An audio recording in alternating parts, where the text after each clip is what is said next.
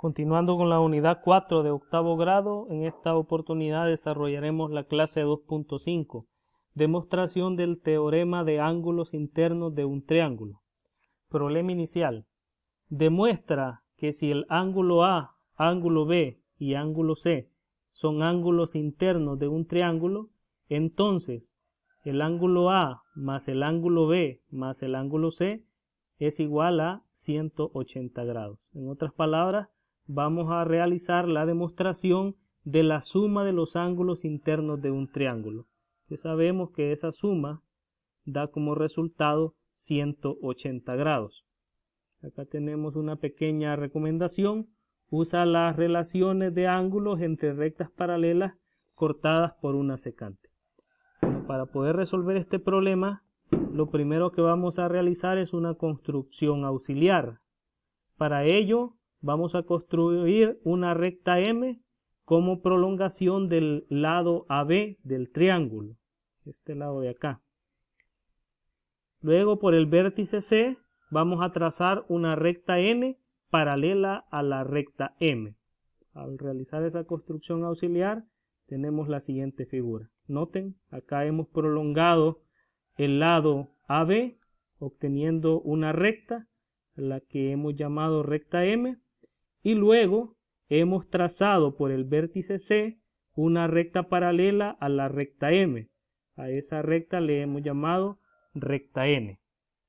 Al trazar esta recta paralela, se me han formado dos nuevos ángulos. Este ángulo al que le vamos a llamar ángulo P y este otro que le llamamos ángulo Q. Observen que los tres ángulos, el ángulo P, C y Q, están sobre la recta N, están sobre una misma recta. Eso quiere decir que la suma de esos tres ángulos es igual a 180 grados, porque recordemos que en una recta hay un ángulo llano, un ángulo de 180 grados. Tenemos entonces que el ángulo P más el ángulo C más ángulo Q es igual a 180 grados por formar un ángulo llano. Siempre es importante argumentar en las demostraciones, eso es vital. Realizar acá los procedimientos, pero también argumentándolos.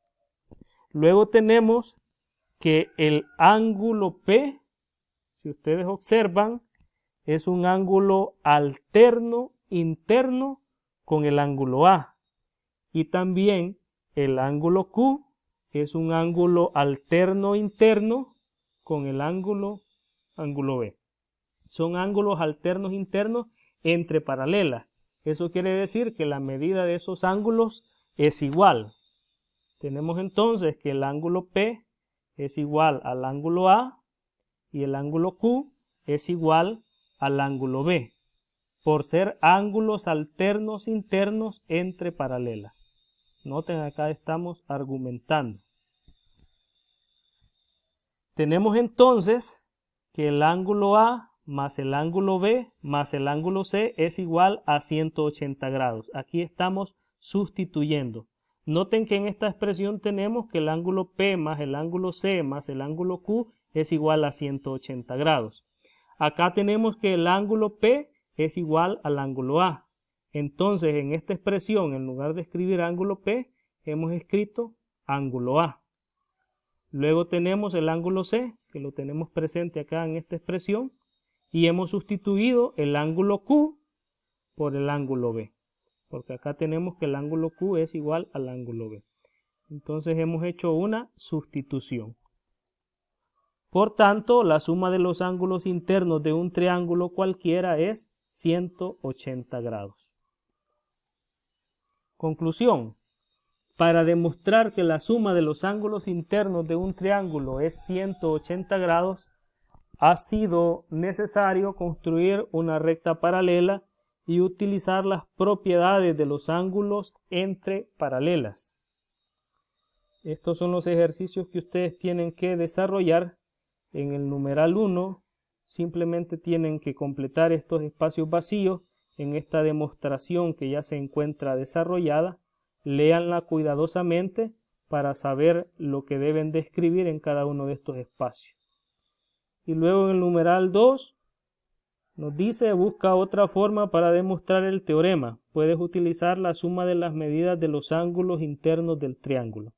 Ya tienen que buscar otra forma de demostrar que la suma de los ángulos internos de cualquier triángulo es 180 grados. Traten de hacerlo por su cuenta y luego cuando ya tengan algún resultado pueden observar esta solución del numeral 2 para que se puedan autoevaluar. Bueno, eso es todo por esta clase. Gracias por su atención.